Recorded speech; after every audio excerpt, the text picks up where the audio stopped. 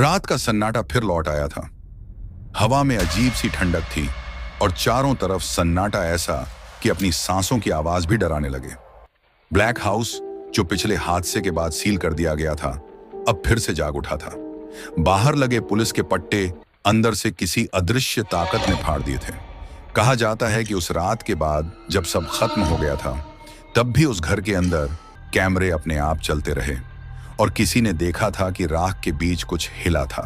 6 महीने बाद वही घर, वही डर और वही खेल, लेकिन इस बार कोई कैमरा नहीं, कोई शो नहीं, सिर्फ एक इंसान, रिया शर्मा, राघव मेहरा की असिस्टेंट, जिसने मौत का खेल एक की पूरी घटना अपनी आंखों से देखी थी और अब सच्चाई जानने लौटी थी।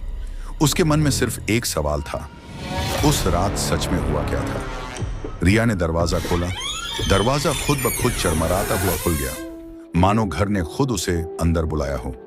अंदर अंधेरा था, लेकिन दीवारों पर किसी अदृश्य रोशनी की हल्की लकीरें चल रही थीं। हवा भारी थी, जैसे किसी ने पूरे घर में मौत की गंध फैला दी हो। उसने एक कदम अंदर रखा तो उसके पीछे दरवाजा अपने आप बंद हो गया, उसी आवाज के साथ जो 6 महीने पहले गूंजी थी। Welcome to the game. Riya कांप गई, उसकी सांसें तेज हो गईं। कौन है वहां? उसने चिल्लाकर पूछा, लेकिन जवाब में बस एक हल्की हंसी आई, धीमी, ठंडी और दर्दनाक। कमरा नंबर 7 का दरवाजा अपने आप खुल गया, वही कमरा जहां करण ने खुद को नोचा था।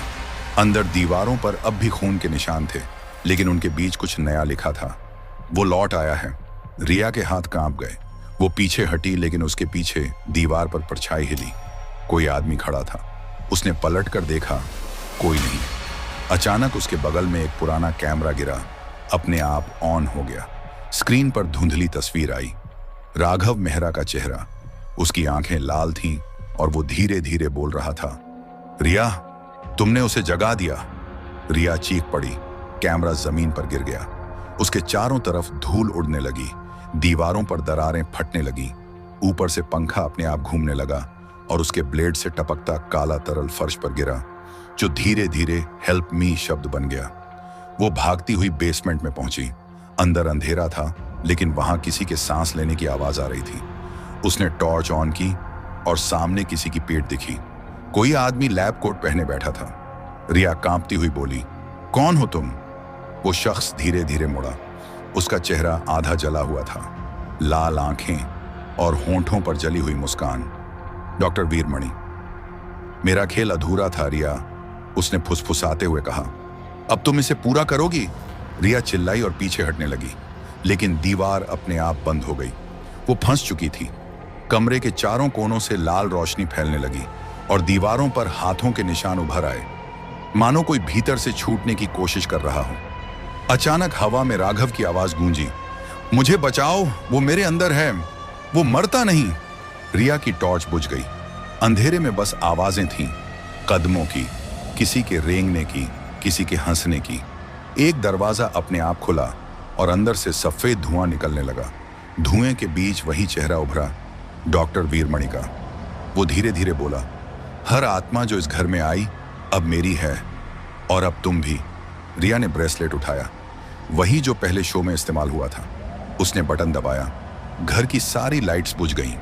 बाहर के कैमरे अपने आप ऑन हुए और अगली सेकंड पूरा ब्लैक हाउस आग में घिर गया। सुबह पुलिस पहुंची तो उन्हें बस राख मिली, लेकिन राख के बीच कुछ चमक रहा था। एक ब्रेसलेट जिस पर लिखा था, next game, final round loading.